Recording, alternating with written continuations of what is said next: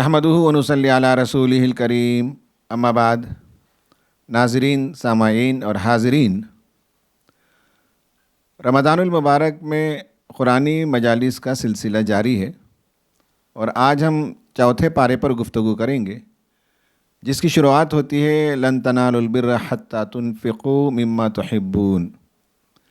اس کا عام ترجمہ یہ کیا جاتا ہے کہ تم نیکی کے اعلیٰ ترین مرتبے پر اس وقت تک فائز نہیں ہو سکتے جب تک کہ تم اپنا پسندیدہ مال، وہ مال جس سے تم بڑی محبت کرتے ہو، خدا کی راہ میں خرچ نہ کرو۔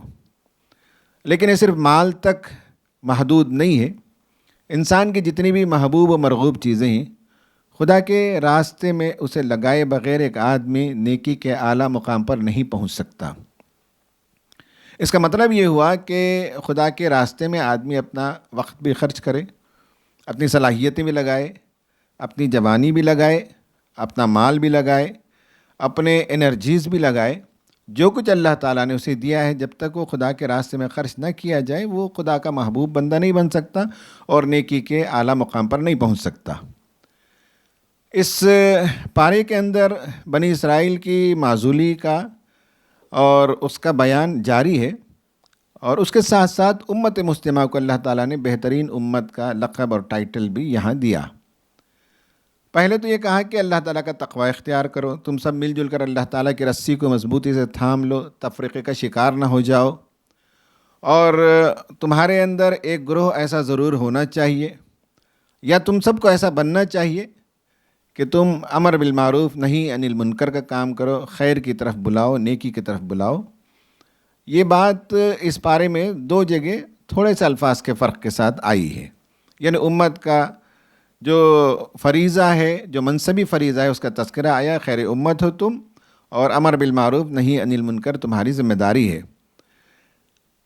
پھر اس میں یہ بات بھی آئی کہ بنی اسرائیل یہ ہمیشہ سے دنیا میں خون خرابہ کرتے رہے، خدا کی نافرمانی کرتے رہے، رسولوں کی نافرمانی کرتے رہے، کٹ حجتیاں کرتے رہے، اور اللہ تعالیٰ نے کہا کہ ان پر ذلت اور لعنت اور مسکنت طاری کر دی۔ دنیا میں جہاں بھی جائیں گے تو یہ کسی کے سہارے جی سکتے ہیں، یا پھر اللہ تعالیٰ ہی کی کوئی مشیت ہو تو اس کے سہارے یہ جی سکتے ہیں، ورنہ یہ اپنے آپ سے دنیا میں کہیں سر اٹھا کر باعزت زندگی جینے کے لائق نہیں ہیں۔ قرآن کا یہ طریقہ ہے کہ جب بھی وہ کرٹیسائز کرتا ہے تو ہمیشہ یہ بھی کہتا ہے کہ اہل کتاب میں بہت اچھے لوگ بھی ہیں، ایمان والے لوگ ہیں، خدا کی عبادت کرنے والے لوگ ہیں، رکوع اور سجدہ کرنے والے لوگ ہیں، دعا کرنے والے لوگ ہیں، تو ان کا بھی تذکرہ آیا، لیکن وہ کم ہیں اور ان کی ایک بڑی تعداد فاسقوں کی ہے۔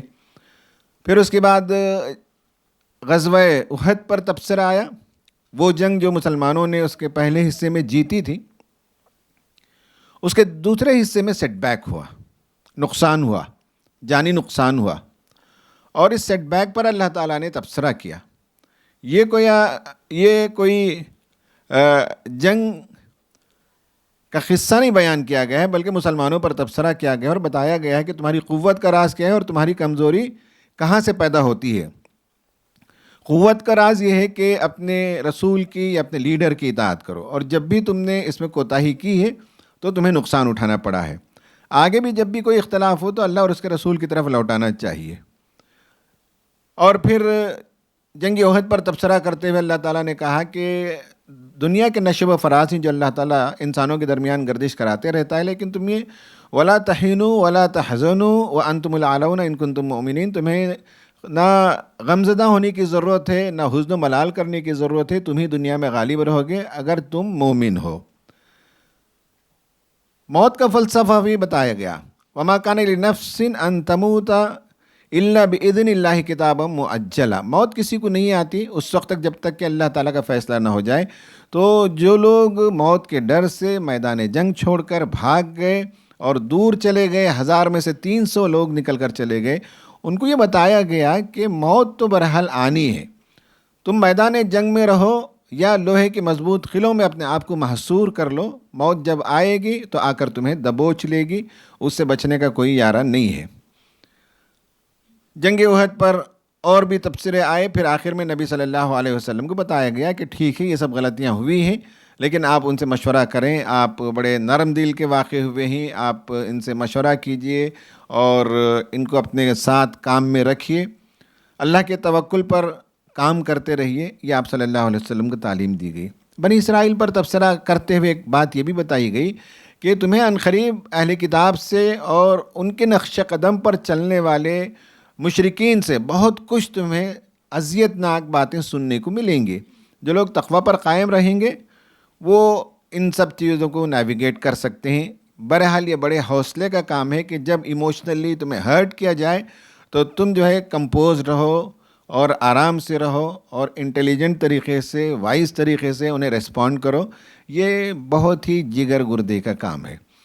سورہ آل عمران جب ختم ہوتی ہے تو اس میں آخر میں بہت ہی شاندار رکوع ہے جس میں بتایا گیا کہ مومنین وہ ہوتے ہیں جو غور و فکر کرنے والے ہوتے ہیں، سوچنے سمجھنے والے ہوتے ہیں، کانٹمپلیٹ کرنے والے ہوتے ہیں، مین آف انڈرسٹینڈنگ ہوتے ہیں اور اللہ تعالیٰ سے دعائیں کرنے والے ہوتے ہیں، مضبوط لوگ، جڑے ہوئے لوگ، تقوی پر قائم رہنے والے، صبر پر قائم رہنے والے لوگ ہیں۔ یہ مومنوں کی صفات بیان کی گئیں۔ اس کے بعد سورہ نساء شروع ہوتی ہے، بہت ہی پاورفل صورت ہے، اور اس صورت میں عورتوں کے حقوق کو بہت اونچا کیا گیا۔ اس زمانے میں جہاں عورتوں کے کوئی حقوق نہیں تھی، اس وقت بھی یہ ریولیوشنری سورہ ہے، اور آج بھی یہ ریولیوشنری سورہ ہے جس میں عورتوں کے بہت سے حقوق کا تذکرہ آتا ہے، اور اسی میں بتایا گیا کہ میراث کی تقسیم کیسے ہو، اس میں مردوں کا بھی حصہ ہوگا، عورتوں کا بھی حصہ ہوگا، مردوں نے جو کمایا وہ ان کے لیے ہے، عورتوں نے جو کمایا ان کے لیے ہے، یتیم لوگوں کے ساتھ حسن سلوک کرنا چاہیے، اور بہت سی شریعت کی جو تعلیمات ہیں، جو احکام ہیں، وہ اس صورت میں بیان کیے گئے ہیں۔ اس کا ایک حصہ چوتھے پارے میں ہے اور اس کا بڑا حصہ پانچویں پارے میں ہے۔ وآخر دعوانا ان الحمدللہ رب العالمین۔ جی السلام علیکم ورحمۃ اللہ۔ سورہ آل عمران پارہ نمبر 4 اور آیت نمبر 93، اس میں بھی حلال اور حرام چیزوں کا ذکر آیا ہے، تو یہ اس سے سورہ بقرہ 137 سے بھی یہ ریلیٹ کرتا ہے۔ اس میں حرام کے متعلق سوال یہ ہے کہ کھانے کی جو چیزیں حرام کی گئی ہیں ان کو کن حالات میں کھانا جائز ہے، کس حد تک، اور اس حد میں کن باتوں کا خیال رکھنا چاہیے؟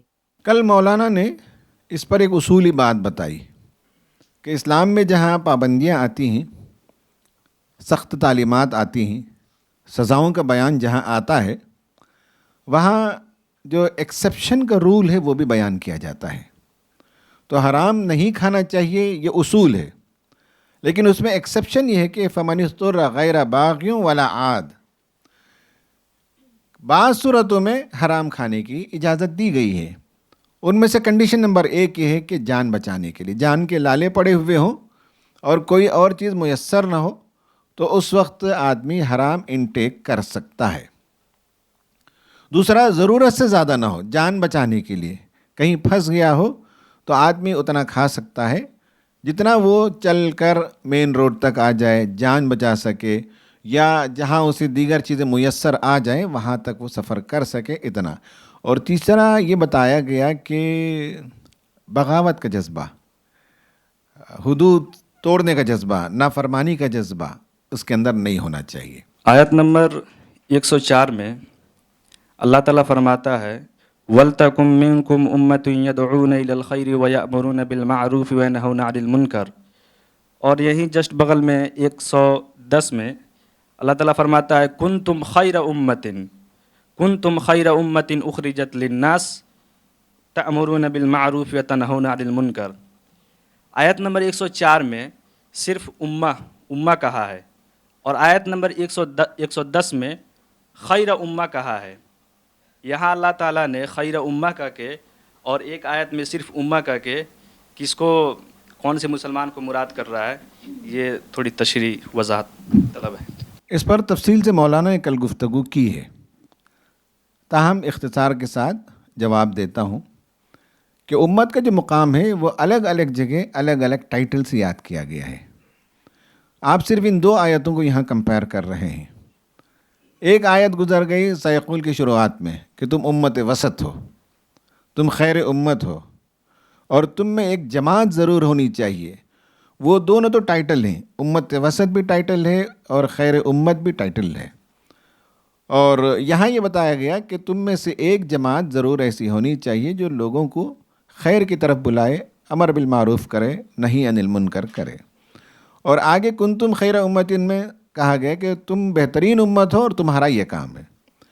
اس کے سلسلے میں مولانا غازی صاحب نے بتایا کہ دونوں کا مفہوم ایک ہی ہے، دونوں میں ساری امت پر یہ فرض قرار دیا گیا کہ وہ امر بالمعروف نہی عن المنکر کریں۔ اس کا جو لنگوسٹک پیٹرن ہے اس کا تجزیہ مولانا نے کیا۔ اس کی دوسری تعبیر یہ ہے کہ کنتم خیر امت اخرجت للناس والی آیت سے یہ لیا جاتا ہے کہ امر بالمعروف نہی عن المنکر کا فریضہ سب پر ہے، یہ فرض عین ہے۔ لیکن اگر کوئی نہ کر رہا ہو، تم میں سے ایک گروپ تو ضرور ایسا کرے، ایک گروہ تو ضرور ایسا کرے، ان کا کام ہے کہ وہ اٹھ کر کھڑے ہوں اور امر بالمعروف نہی عن المنکر کا فریضہ انجام دیں، تو یہ گویا فرض کفایہ ہے اور کچھ لوگوں کو ضرور اس پر کام کرنا چاہیے۔ یہ ایک تعبیر ہے۔ ایک تعبیر یہ ہے کہ جب دین غالب آ جائے تب اس وقت بھی کچھ نہ کچھ کام جو ہے امر بالمعروف نہی عن المنکر کا ہوتا رہے گا اور ایک گروہ اس کام پر لگا رہے گا، یہ بھی اس کی تعبیر ہے۔ معروف و منکر ایک کتاب ہے مولانا سید جلال الدین عمری صاحب کی، انہوں نے اس کے مختلف ڈائمنشنز پر گفتگو کی ہے، تو یہ دوسرا ورشن ہے۔ ایک ورشن تو مولانا کا ہے جو کل انہوں نے بیان کیا، یہ دوسرا ورشن ہے۔ اس میں ایک دلچسپ نکتہ ہے، وہ آپ نے جو خیر امت کے بارے میں پوچھا ہے، تو ایک دلچسپ نکتہ ہے، وہ بیان کرنا مناسب معلوم ہوتا ہے کہ آیت نمبر 104 میں کہا گیا امتن یدعون الی الخیر، کہ امت جو کہ خیر کی طرف بلائے، اور آگے کہا گیا کنتم خیر امتن، تم خیر امت ہو، یعنی بہترین امت ہو۔ تو معلوم یہ ہوا کہ خیر کا تعلق امت سے اس طرح کا ہے کہ جب امت خیر کی طرف بلائے گی تو وہ خیر امت ہوگی، کہ یہ امت خیر کی امت ہے اور اس کی دعوت بھی خیر کی طرف ہے۔ تو گویا کہ اس کا مشن بھی جو ہے وہ انسانوں کو خیر سے ہمکنار کرنا ہے۔ تو امت اور خیر کا تعلق جو ہے وہ بہت نمایاں طور پہ اور بڑے بلیغ انداز سے ہمارے سامنے آتا ہے جب دونوں آیتوں کو ہم ملاتے ہیں۔ میرا کوشچن ہے سورہ آل عمران میں سے پارا 4 آیت نمبر 118۔ اس میں اللہ پاک فرما رہے ہیں اے ایمان والو اپنوں کے سوا کسی کو بھیدی مت بناؤ۔ How can you relate this idea to the present era, like children are more inclined towards their friends rather than their parents, and what are the consequences?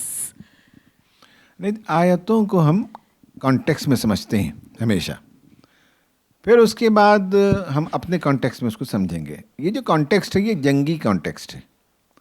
جنگوں میں یہ بتایا گیا، کل بھی اس پر گفتگو ہوئی ہے، اور یہ بتایا گیا کہ ان لوگوں کو جو تم سے بغض رکھتے ہوں، جو تم سے دشمنی رکھتے ہوں، انہیں اپنا قریبی دوست نہ بناؤ، انہیں اپنا یار غار نہ بنا لو، انہیں اپنا کلوز ایسوسیٹ نہ بناؤ۔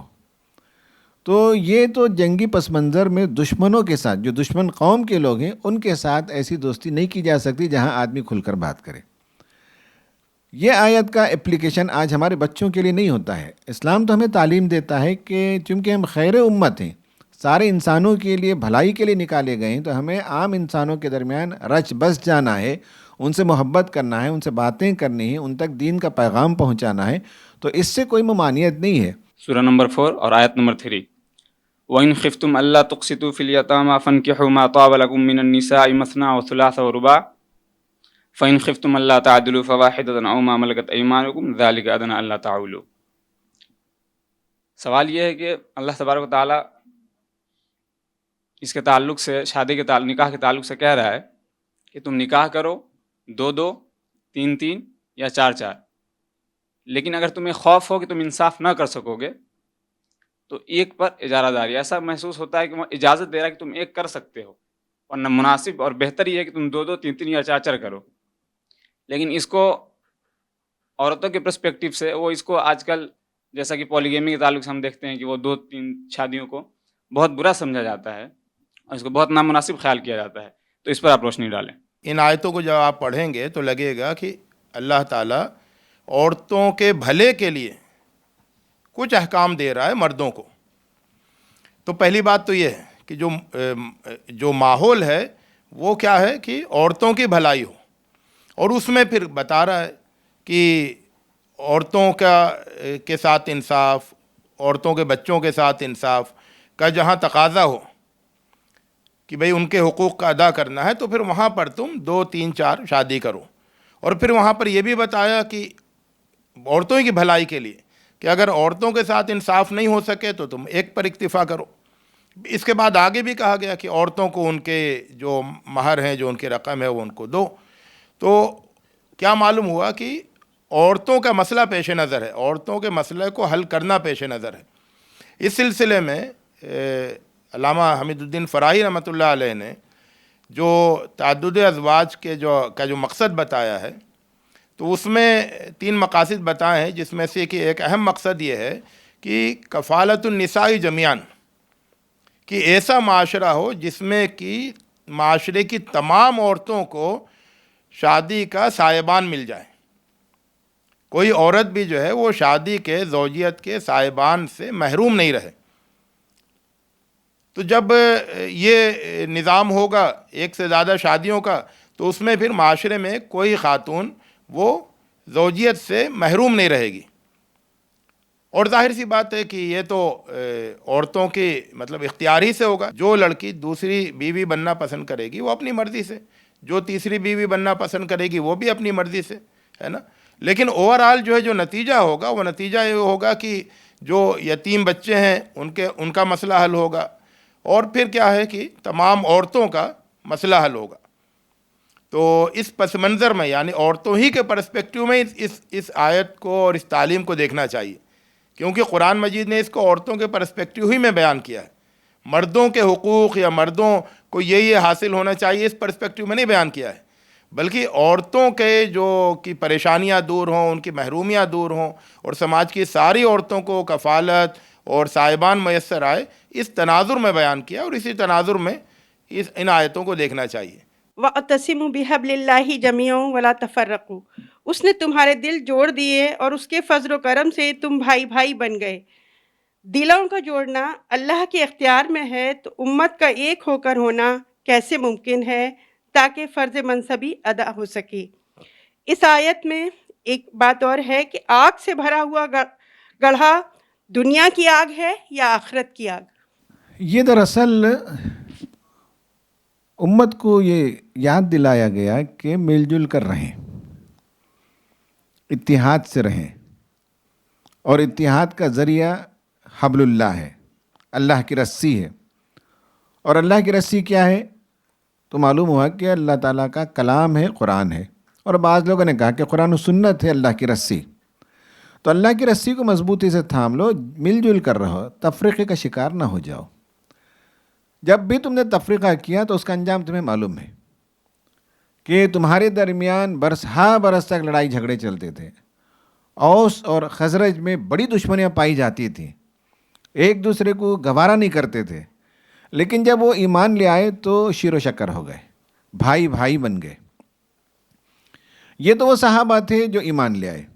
اور آگے کی نسلوں کو کیسے یاد دلایا جائے؟ تو آگے کی نسلوں کو یاد دلایا گیا کہ دیکھو تمہارے آباء و اجداد وہ دنیا کی آگ ہے، جہنم کی آگ نہیں ہے، یعنی جنگ کی آگ ہے. جنگ کی آگ دنیا میں وہ بہت مصیبتوں کا شکار تھے، جنگیں ہوتی تھی، لڑائیاں ہو رہی تھی. جب وہ ایمان لے آئے تو ان کے دل جب مل گئے تو اتحاد پیدا ہو گیا. تو تمہیں بھی آگے کبھی بھی اس بات کو بھلانا نہیں چاہیے کہ اتحاد کی طاقت پیدا کریں اور آپس میں لڑائی جھگڑا نہ کریں، تفریقہ نہ کریں. اس کا یہ مطلب نہیں ہے کہ اللہ تعالیٰ دلوں میں محبت ڈال دیتا ہے اور آج ہمارے درمیان اگر مسائل ہیں تو اس کا ذمہ دار اللہ تعالیٰ ہے، اس لیے کہ اللہ تعالیٰ نے محبت نہیں ڈال دیا دلوں کے اندر. یہ اس کا میننگ بالکل نہیں ہے. ہر عمل کے لیے ہم ذمہ دار ہیں. پہلا قدم ہم اٹھاتے ہیں تو دوسرا قدم اللہ تعالیٰ اٹھاتا ہے. یہ اللہ تعالیٰ کا طریقہ ہے. اسے کہتے ہیں لا آف ریسیپروکیشن. فاذکرونی اذکرکم، پہلے تم مجھے یاد کرو، میں تمہیں یاد کروں گا. یا بنی اسرائیل اذکروا نعمتی التی انعمت علیکم واوفوا بعہدی اوفی بعہدکم. وہ عہد تم پورا کرو جو تم نے مجھ سے کیا ہے، بعد میں اس وعدے کو پورا کروں گا جو میں نے تم سے کیا ہے. لئن شکرتم لازیدنکم، تم شکر گزاری کا رویہ اختیار کرو تو میں زیادہ دوں گا.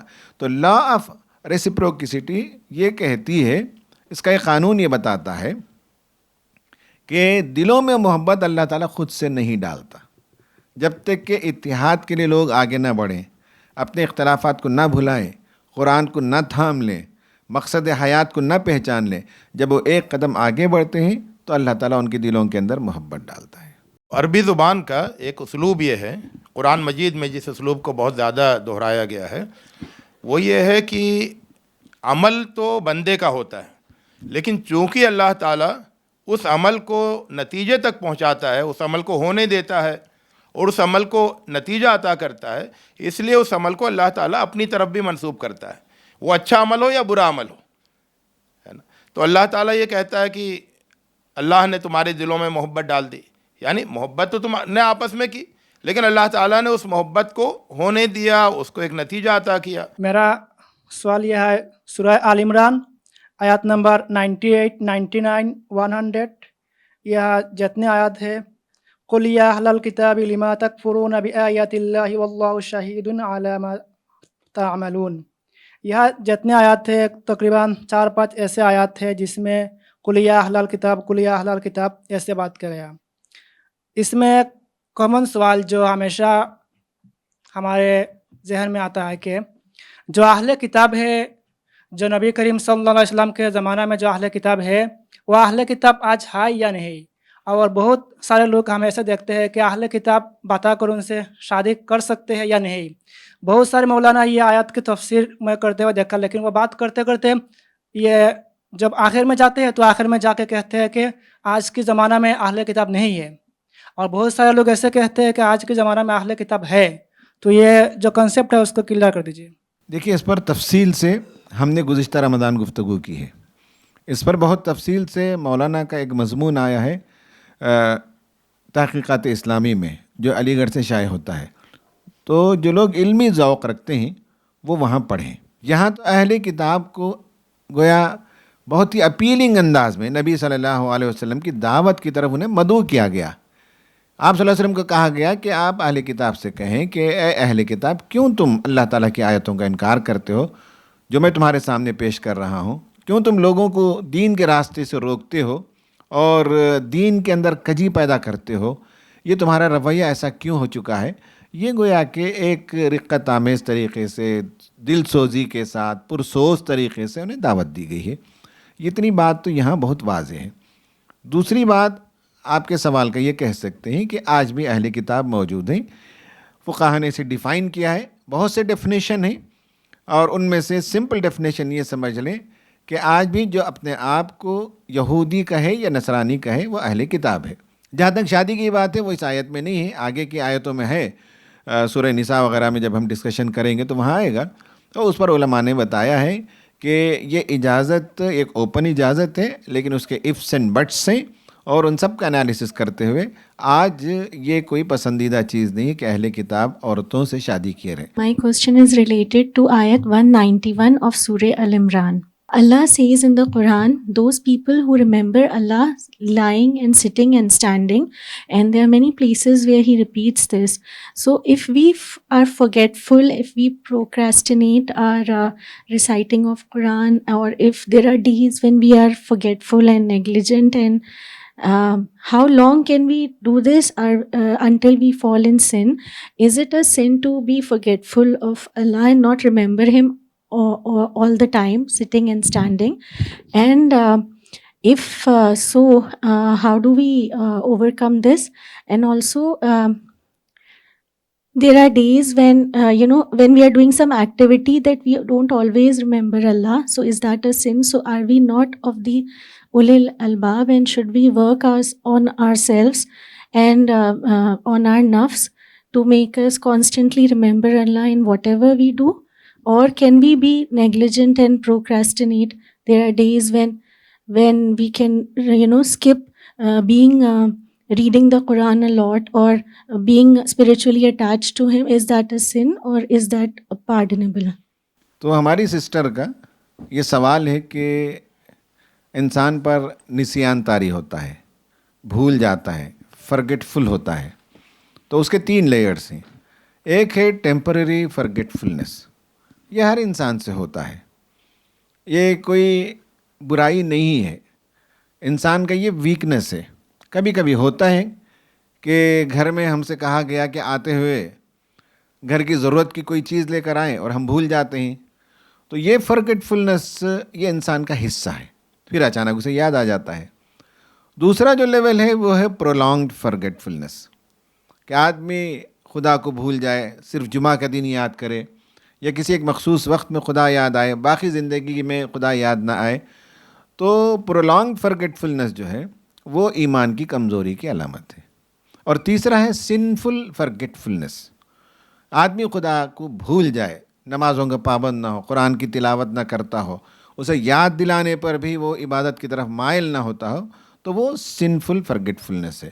تو ایک ہیومن ویکنس ہے، اور دوسرے لیول پر جو ہے ویکنس آف ایمان ہے، اور تیسرے لیول پر وہ سنفل لیول بن جاتا ہے جب آدمی خدا کو یاد ہی نہ کرے، یاد دلانے پر بھی اس کی طرف لوٹ کر نہ آئے۔ اور بندے کو یاد دلانا کہ وہ اللہ کو یاد کرے، اس کے لیے اللہ تعالیٰ نے دوسرا انتظام کیا ہے۔ یعنی کیا ہے کہ اللہ تعالیٰ کی نعمتیں ہیں ہر طرف، اللہ تعالیٰ کی نشانیاں ہیں ہر طرف، تو یہ نشانیاں اور نعمتیں بندے کو یاد دلاتی ہیں، پھر بندہ جو ہے وہ اللہ کو یاد کرتا ہے۔ تو ایک پورا ایک اللہ تعالیٰ نے ایک نظام بنایا۔ تو اللہ تعالیٰ نے کیا کیا ہے کہ اپنی نعمتوں اور نشانیوں کو بہت زیادہ کر دیا ہے۔ تو جب زیادہ نعمتیں ہیں، زیادہ نشانیاں ہیں، تو پھر بندہ اللہ کو یاد بھی زیادہ کرے گا۔ تو اسی لیے قرآن مجید میں خاص طور سے جس عمل کے سلسلے میں یہ آیا ہے، بار بار کہا گیا ہے کہ یہ عمل زیادہ کرو، وہ اللہ کا ذکر ہے۔ وَالذَّاكِرِينَ اللَّهَ كَثِيرًا وَالذَّاكِرَاتِ، اور فَاذْكُرُوا اللَّهَ ذِكْرًا كَثِيرًا، ہے نا۔ تو ذکر کثیر جو ہے، یعنی وہ اور کسی چیز کے ساتھ اتنے اہتمام سے آپ کو نہیں ملے گا کہ زیادہ کرو زیادہ کرو، یہ ذکر کے ساتھ ہے، کیونکہ ذکر جو ہے وہ زیادہ کرنے کے اسباب موجود ہیں۔ ہر وقت جو ہے آپ کو اللہ کی نعمتیں نظر آ رہی ہیں، اللہ کی نشانیاں نظر آ رہی ہیں، تو اللہ تعالیٰ نے یاد دلانے کا بھی انتظام کیا ہے، اور زیادہ یاد دلانے کا انتظام کیا ہے، اور بندے پر یہ واجب کیا ہے کہ وہ اللہ کو یاد کرے اور زیادہ یاد کرے۔ میرا سوال ہے کہ جو سورہ آل عمران چیپٹر نمبر 3 اور ورس نمبر جو ہے 191، تو جو یہ آیت ہے الذین یذکرون اللہ قیاما وقعودا وعلی جنوبہم، یعنی مطلب یہ جو لوگ ہوتے ہیں یہ ہر حال میں اللہ تعالیٰ کا ذکر کرتے ہیں، چاہے لیٹے ہو، بیٹھے ہو، یا کروٹیں لے رہے ہو۔ تو اس سے ایگزیکٹلی کیا مراد ہے؟ کیا اس سے مراد وہ ہے جو روایت میں آتے ہیں وہی مطلب تحمید، تسبیح، تحلیل وغیرہ، یا وہ چیز کہ اللہ تعالیٰ کی صفات، ان کی ذات، اس کے متعلق کچھ بیان کیا جائے؟ تو سوال تو بھی اس لیے ذہن میں آیا کیونکہ مشکات میں ایک روایت ہے مسلم کے حوالے سے، تو اس میں یہ چیز ہے، وہ جو مشہور ایک روایت ہے کہ رسول اللہ صلی اللہ علیہ وسلم فرماتے ہیں کہ اگر کہیں پہ کوئی جماعت بیٹھی ہو اور اللہ تعالیٰ کا ذکر وہ کرتے ہو تو اللہ تعالیٰ کی رحمت ان کو یا فرشتے ان کو گھیر لیتے ہیں۔ تو وہاں تو جو چیز سمجھ میں آتی ہے وہ تو وہی ہے کہ وہ جماعت جو ہے وہ تسبیح تحلیل کے بجائے وہ اللہ تعالیٰ کی ذات و صفات کے متعلق کچھ بیان کر رہے ہوں۔ تو ایگزیکٹلی ذکر اللہ سے کیا مراد ہے؟ دیکھیے، ذکر جو ہے نا وہ تو اصل میں دل کی کیفیت ہے، یعنی دل اللہ کی یاد میں، اللہ کے خیال میں دل مشغول ہو، اور یہ حاصل کب ہوتا ہے؟ پورے طور پر جبکہ زبان بھی اللہ کا ذکر کرتی ہے۔ اگر زبان نہیں ہلے تو دل صحیح طور پر ذکر نہیں کرے گا۔ تو لسان ذاکر جو ہے وہ دل کو قلب ذاکر بناتی ہے۔ اس لیے دل اور زبان دونوں کی ہم آہنگی ضروری ہے، اور جب زبان اور دل دونوں ذکر کریں گے تو اس کا پھر انسان کے عمل پر اثر پڑے گا۔ فرض کیجئے کہ انسان برائی کی طرف جا رہا ہے، تو اللہ کی یاد آ گئی تو وہ رک گیا، تو دل نے یاد کیا اور عمل پر اثر پڑا اس کا۔ نماز کا وقت ہو گیا، انسان نماز سے بھولا ہوا ہے، اتنے میں اللہ کی یاد آئی اور انسان نماز کی طرف بڑھ گیا، تو کیا ہوا کہ دل نے یاد کیا اور عمل پر اس کا اثر پڑا۔ تو ذکر جو ہے پورے ایک لائف اسٹائل کو تشکیل دیتا ہے۔ پارہ نمبر 4 میں سورہ نساء کی آیت نمبر 11 کا میرا سوال ہے۔ اعوذ باللہ من الشیطان الرجیم، یوصیکم اللہ فی اولادکم للذکر مثل حظ الانثیین الی آخریہ۔ سوال یہ ہے کہ اس آیت میں اور اس کے بعد والی آیت میں اللہ تبارک و تعالیٰ نے میراث کے تعلق سے قانون اور احکام بتائے ہیں۔ اس میں مردوں اور عورتوں کے تقسیم میں ڈیفرینٹ ہے، مطلب فرق ہے۔ یہ فرق کیوں ہے؟ مثلاً کہ اگر ایک بیٹا اور بیٹی ہے تو بیٹی کو جتنا حصہ ملتا ہے اس کا ڈبل بیٹے کو کیوں ملتا ہے؟ اس کی کیا حکمت ہے؟ مختصر جواب دیتا ہوں میں، وہ یہ کہ اس کو سمجھنے کے لیے اسلام کا خاندانی نظام سمجھنا ہوگا۔ اسلام کے خاندانی نظام میں معاشی ذمہ داری تمام کی تمام مرد پر ہے، اس میں عورت کا کوئی حصہ نہیں ہے، اس کی کوئی ذمہ داری نہیں ہے کہ وہ گھر چلانے میں اپنا بھی کنٹریبیوشن دے۔